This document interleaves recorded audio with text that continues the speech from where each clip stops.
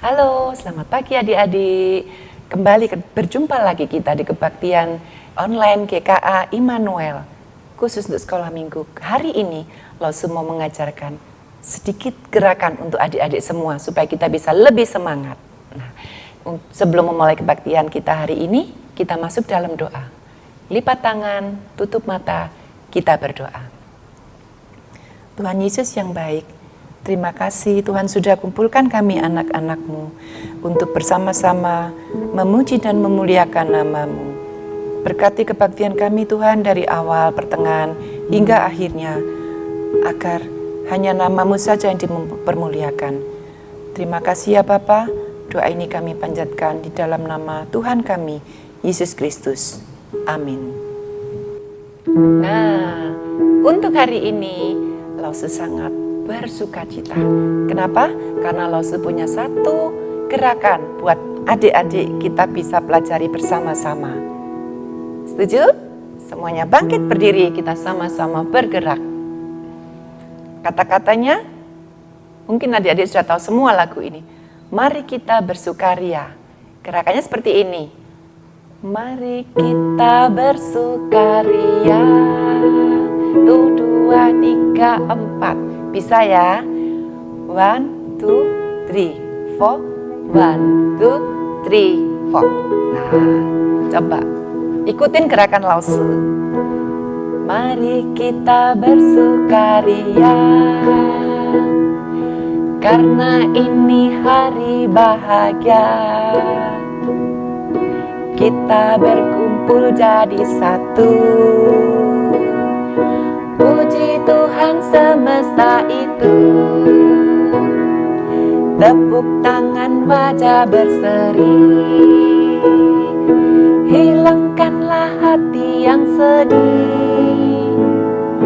Bukankah Yesus berkata damai yang diberikan kita? Mari kita bersukaria. Nah, seperti itu. Gampang kan ya? Kita ulangi lagi pelan-pelan. Mari kita bersukaria, karena ini hari bahagia. Kita berkumpul jadi satu. Puji Tuhan semesta itu. Tepuk tangan wajah berseri. Hilangkanlah hati yang sedih.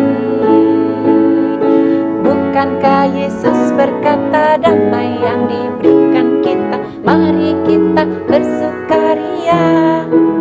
Bisa ya? Kita nyanyikan agak lebih cepat sedikit. Ya, siap?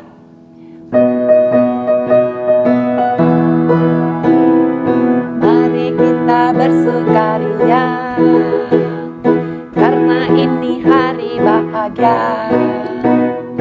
Kita berkumpul jadi satu. Puji Tuhan semesta itu. Tepuk tangan wajah berseri.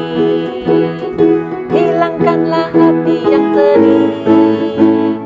Bukankah Yesus berkata damai yang diberikan kita? Mari kita bersukaria. Nah, minggu depan kita refresh lagi agar supaya lebih diingat. Nah, kenapa kita harus bersukaria, bersukacita senantiasa? Karena kita tahu bahwa Allah itu suci, Allah itu baik, sangat baik kepada kita. Kita nyanyikan Allah itu baik.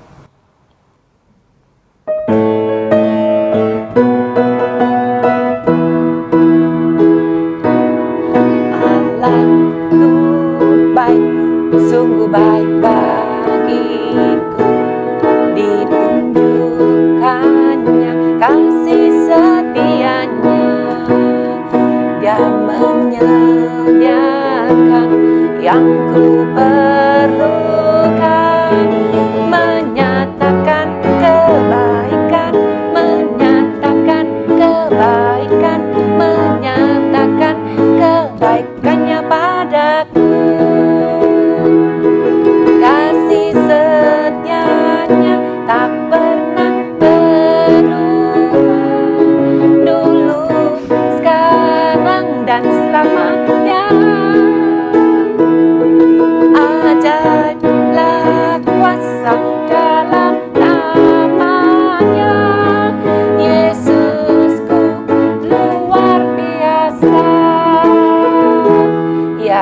Yesus itu luar biasa. Dia sangat baik.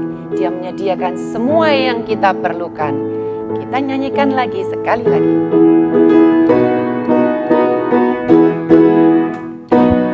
Allah itu baik, sungguh baik bagiku. Ditunjukkannya kasih setianya. Dia menyediakan yang ku perlukan, menyatakan kebaikan, menyatakan kebaikan, menyatakan kebaikannya padaku. Kasih setianya tak pernah berubah, dulu, sekarang, dan selamanya. Ajaiblah kuasa dalam namanya. Katakan, Yesusku luar biasa. Sekali lagi, Yesusku luar biasa. Lagi, Yesusku luar biasa. Yeay, Yesusku luar biasa. Dan aku mau cinta pada Bapa. Aku mau cinta Yesus. Kita nyanyikan lagu ini. Tapi sebelumnya Lause kasih kesempatan adik-adik untuk mengambil Alkitabnya dulu. Kita sebentar lagi sama-sama mendengarkan firman Tuhan. Oke, kita siapkan Alkitabnya. Kita nyanyikan lagu ini bersama-sama.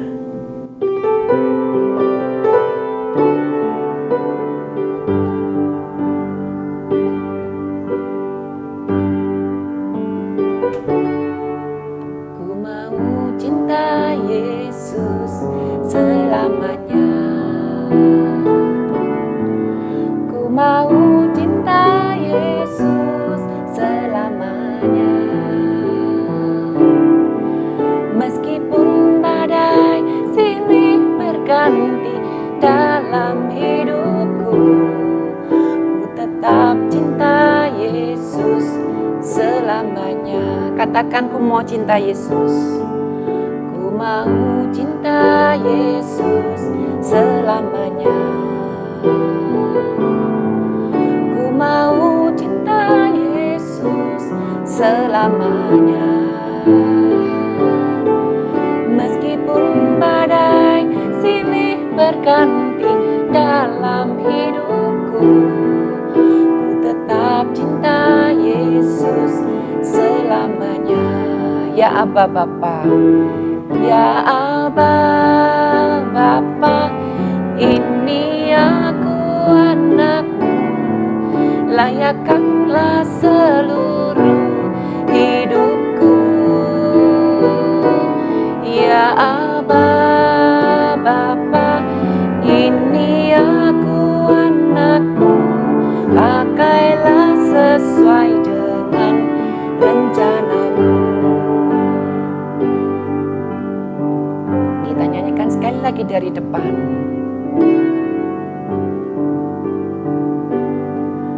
Ku mau cinta Yesus selamanya. Ku mau cinta Yesus selamanya. Meskipun badai silih berganti dalam hidupku, ku tetap cinta Yesus selamanya. Ya Aba Bapa, ya Aba Bapa, ini aku anakmu, layakkanlah seluruh hidupku. Ya Aba Bapa, ini aku anakmu, pakailah sesuai dengan rencanamu. Pakailah sesuai dengan rencanamu. Pakailah sesuai dengan rencanamu.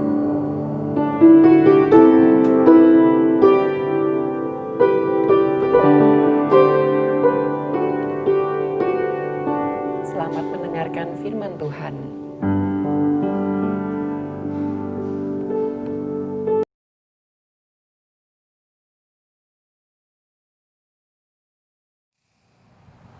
Halo adik-adik, jumpa lagi. Apa kabar?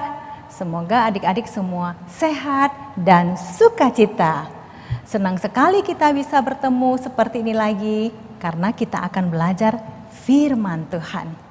Nah, sebelumnya Lause mau mulai dengan seorang anak yang namanya Dito. Begini, Dito mempunyai satu kebiasaan.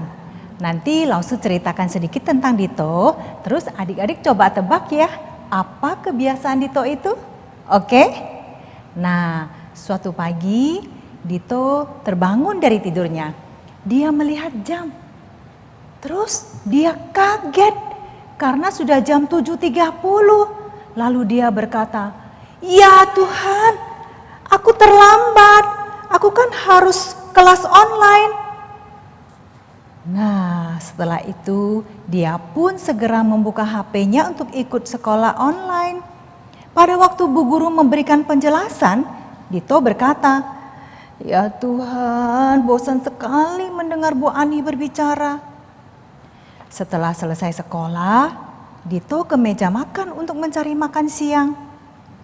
Waktu buka tudung saji, dia berkata, "Ya Tuhan, kok makanan ini lagi sih?"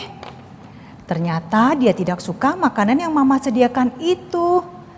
Sore harinya, Dito bermain games bersama temannya. Karena kalah, Dito marah dan geram.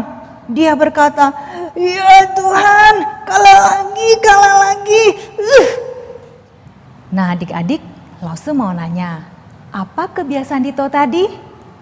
Ya, menyebut-nyebut nama Tuhan. Sedikit-sedikit, ya Tuhan. Sedikit-sedikit, ya Tuhan. Dia terlambat, kaget, ya Tuhan. Terus dia bosen, ya Tuhan. Terus dia gak suka, ya Tuhan. Terus dia marah karena kalah, ya Tuhan. Menurut adik-adik itu kebiasaan baik atau tidak? Tentu tidak kan ya? Nah, boleh gak kita menyebut-nyebut nama Tuhan dengan sembarangan? Gak boleh. Kalau kita sedang berdoa kepada Tuhan, kita sebutlah nama Tuhan. Atau ketika kita sedang bercerita tentang Tuhan kepada orang lain, sebutlah nama Tuhan. Selain itu, maka kita tidak menghormati Allah kita. Adik-adik mengerti? Adik-adik tahu enggak siapakah Tuhan itu? Tuhan adalah Allah yang menciptakan seluruh dunia ini. Tuhan adalah pribadi yang istimewa. Dia maha suci dan berbeda dari yang lainnya. Allah itu memang sangat berbeda. Karena itu dia melebihi siapapun juga. Kita harus menghormati Allah, termasuk raja-raja. Raja-raja pun harus menghormati Allah. Kita pun harus menghormati Allah. Lebih daripada kita menghormati orang tua kita, bapak, ibu guru kita, bahkan semua pemimpin yang hebat. Nah, adik-adik tahu nggak, di dalam Alkitab ada loh cerita tentang seorang raja yang tidak menghormati Allah. Lalu Allah menghukum dia. Adik-adik mau mendengar ceritanya? Nah, ceritanya ini ada di Daniel pasal 5. Lause akan bacakan ya. Lause akan bacakan beberapa ayat. Setelah itu adik-adik bisa baca sendiri sampai selesai. Atau adik-adik bisa minta bantuan ayah dan ibu untuk membacakannya. Oke? Daniel pasal 5. Raja Belshazzar mengadakan perjamuan yang besar untuk para pembesarnya. 1.000 orang jumlahnya. Dan di hadapan 1.000 orang itu ia minum anggur. Dalam kemabukan anggur, Belshazzar menitahkan orang membawa perkakas dari emas dan perak yang telah diambil oleh Nebukadnezar ayahnya dari dalam bait suci di Yerusalem, supaya raja dan para pembesarnya, para istri dan para gundik mereka minum dari perkakas itu. Kemudian dibawalah perkakas dari emas dan perak itu yang diambil dari dalam bait suci, rumah Allah di Yerusalem. Lalu raja dan para pembesarnya, para istri dan para gundik mereka minum dari perkakas itu. Mereka minum anggur dan memuji-muji dewa-dewa dari emas dan perak, tembaga, besi, kayu, dan batu. Pada waktu itu, tampaklah jari-jari tangan manusia menulis pada kapur dinding istana raja di depan kaki Dian, dan raja melihat punggung tangan yang sedang menulis itu. Lalu raja menjadi pucat dan pikiran-pikirannya menggelisahkan dia. Sendi-sendi pangkal pahanya menjadi lemas dan lututnya berantukan. Nah, adik-adik, sampai di sini dulu ya Lause bacakan. Sekarang mari kita berdoa terlebih dahulu.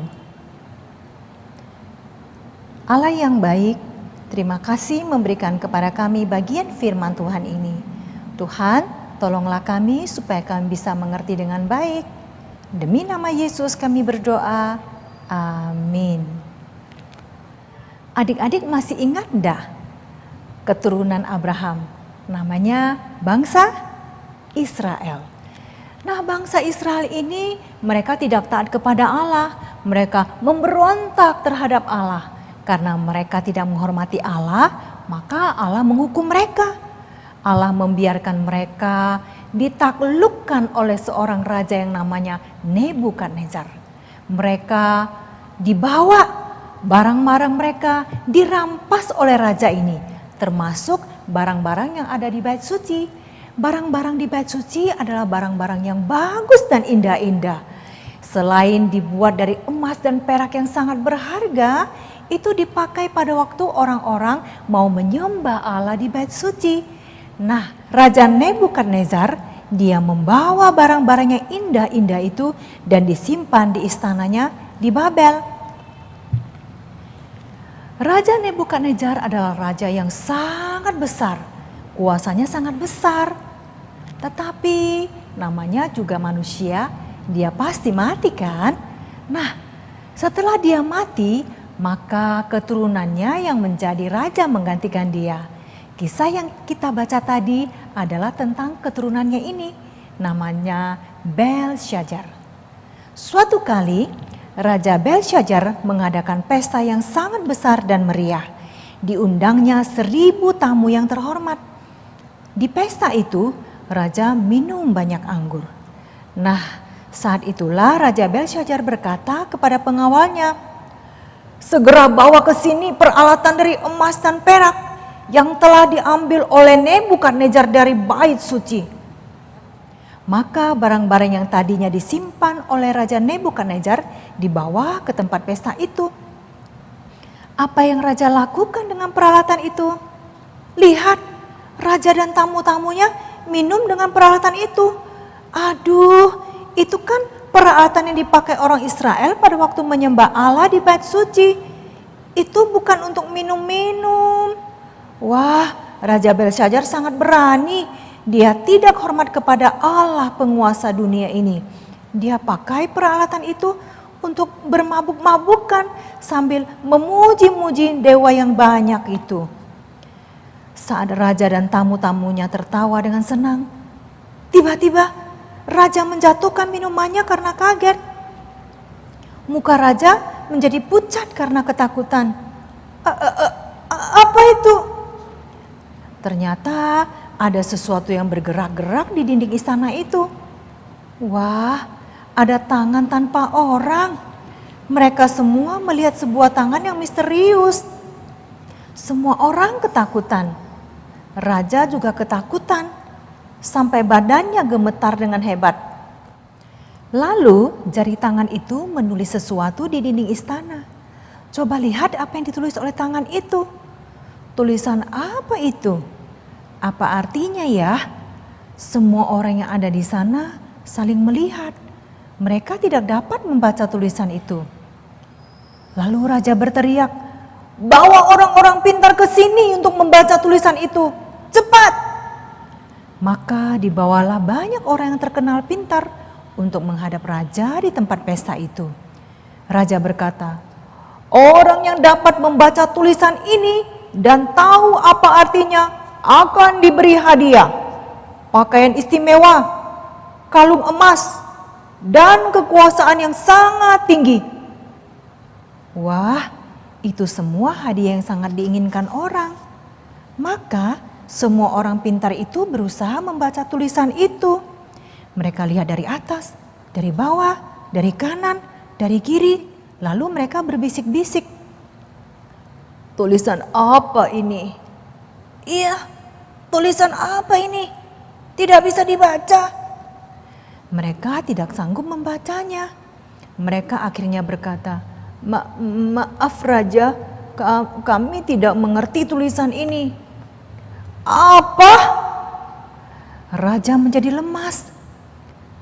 Lalu permaisuri datang ke ruang pesta itu. Permaisuri memberitahunya bahwa ada seorang yang bernama Daniel. Ia dapat menjelaskan arti mimpi dan menceritakan tentang rahasia yang tidak diketahui orang lain. Permaisuri minta agar raja segera memanggil Daniel. Maka Daniel pun dibawa ke tempat itu. Raja bertanya, "Engkaukah Daniel itu? Saya dengar kamu memiliki hikmat yang luar biasa tinggi. Coba lihat tulisan itu. Jika kamu dapat membacanya dan memberitahu artinya, maka kamu akan mendapat pakaian istimewa, kalung emas, dan kekuasaan yang sangat tinggi." Menurut adik-adik, Daniel tertarik nggak ya dengan hadiah itu? Ternyata Daniel tidak tertarik. Daniel berkata, "Tidak, Raja, berikanlah hadiah itu kepada orang lain. Saya tetap akan membaca tulisan itu dan memberitahu artinya." Maka Daniel pun mulai menjelaskan kepada raja begini, "Allah yang Maha Tinggi telah memberikan kekuasaan kepada Raja Nebukadnezar. Nebukadnezar pernah menjadi sombong, tetapi akhirnya ia menjadi rendah hati dan mengakui bahwa Allah adalah penguasa segala sesuatu dan Allah yang mengangkat dia menjadi raja. Sekarang Allah mengangkat Tuan Belzazar menjadi raja, tetapi raja meninggikan diri terhadap yang berkuasa di sorga dan mengambil perlengkapan untuk ibadah di bait suci, lalu minum-minum dengannya sambil memuji dewa-dewa dari emas, perak, dan yang lainnya. Semua dewa itu tidak dapat melihat atau mendengar, tetapi Allah melihat dan mendengar segala sesuatu, dan Dia berkuasa menghidupkan dan mematikan orang. Karena itu, dengarlah keputusan Allah tentang raja." Tulisan itu berbunyi, "Mene, mene, tekel ufarsin." Mene, masa pemerintahan raja telah dihitung dan diakhiri. Tekel, raja telah ditimbang dan didapati terlalu ringan. Peres, kerajaan tuanku dipecah dan diberikan kepada orang Media dan Persia. Waduh, kerajaan yang besar itu akan dipecah dan diambil orang. Kira-kira raja senang dah ya mendengar itu? Tentu tidak. Tapi apakah itu benar-benar terjadi? Tentu iya adik-adik, karena Allah yang mengatakannya. Bahkan terjadi pada malam itu juga. Pada malam itu, raja dari suatu bangsa lain datang menyerang mereka dan membunuh Raja Belzazar. Lalu kerajaan itu dikuasai mereka. Wah, mengapa itu bisa terjadi ya? Karena Raja Belzazar tidak menghormati Allah. Memang Raja Belzazar adalah raja yang besar kuasanya, tetapi dia ada di bawah Allah. Allah lah raja di atas segala raja. Makanya semua raja-raja harus tunduk kepada Allah. Nah, Lose mau nanya nih, apakah adik-adik juga harus tunduk dan hormat kepada Allah? Tentu, Lause semua juga harus hormat kepada Allah. Karena Allah adalah pribadi yang sangat berbeda. Dia adalah pribadi yang luar biasa. Dia adalah pribadi yang sangat dihormati karena dia paling tinggi, dia paling besar, dia paling baik, dia paling bijak, dan dia paling sempurna. Karena itu kita harus hormat kepada Allah. Kita harus hati-hati, tidak boleh mengatakan atau melakukan hal-hal yang tidak hormat kepada Allah. Misalnya nih, sebut-sebut nama Allah sembarangan. Suka bilang, demi Tuhan saya sudah kerjakan PR. Misalnya ya. Atau demi Tuhan saya tidak main games tadi mah. Atau OMG, oh my God. Loh, itu tidak sopan loh adik-adik. Terus misalnya pada waktu ibadah kita menunjukkan sikap yang tidak sopan. Misalnya nih sambil lompat-lompat atau sambil guling-guling di lantai. Atau sambil makan-makan. Atau sambil teriak-teriak. Atau merengek-rengek ke orang tua. Wah, itu tidak sopan. Nah adik-adik, kalau adik-adik merasa susah berubah, tenang saja. Allah ingin menolong adik-adik. Adik-adik hanya perlu berdoa.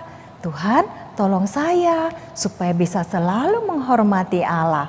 Tuhan, saya mau beribadah, tolong saya menghormati Allah. Oke? Selain itu ada satu lagi, adik-adik harus mendengarkan kalau ayah atau ibu memperingatkan. Yang sopan, jangan. Adik-adik harus mendengarkan. Jadi ingat ya. Pertama, berdoa minta tolong kepada Allah. Yang kedua, dengarkanlah kalau ayah ibu menegur. Oke? Nah, sekarang mari kita berdoa. Allah yang baik, terima kasih karena sudah mengajarkan kami untuk menghormati Allah. Tuhan, tolonglah supaya kami sungguh-sungguh menghormati Allah dimanapun juga dengan perkataan kami dan dengan perbuatan kami, dengan sikap kami. Tolonglah kami ya Allah.